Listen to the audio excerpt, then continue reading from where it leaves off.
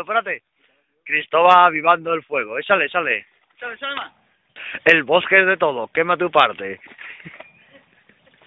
La gran fogata. Cristóbal pirómano. Va llegando. Dame, espérate. ¿Lo vas a tirar? Pone. No sé si se va a leer, pero yo lo leo. No intentar, una vez extendido el fuego, reavivar el fuego o encender por alguna parte. Adiós ya, que quede poquito. Tíralo. Y ahora... Cancha. Tiro. Ah, lo tiro fuera, lo tiro fuera.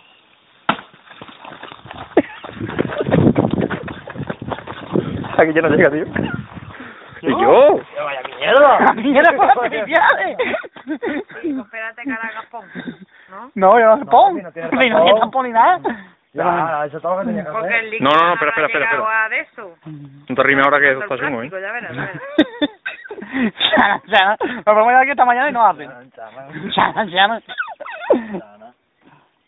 Oh, vaya mierda. Ya ves.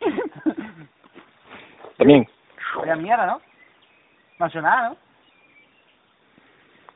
¿no? Esto es un incendio fracasado. Y después dirán que más es fácil, me cago en Dios. Ya sabes tú. Echa aceite. Pero déjalo, por si... Tiene líquido dentro, ¿eh? Claro. Se llega a soltar fogata. Como explote de repente te va a enterar. Da igual. Ahora. Ahora sí que igual. Ay. Está grabando, pone grabado. Está grabando. Ay. Me cago en Dios, su puta madre.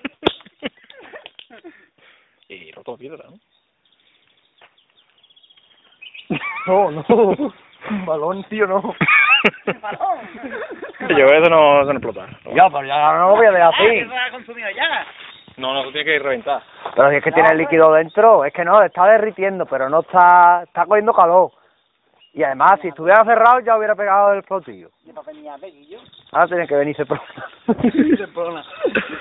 Bueno, en vista del éxito obtenido, vamos a parar de momento. Si vemos algún nuevo movimiento, reanudaremos el vídeo. Gracias por vernos.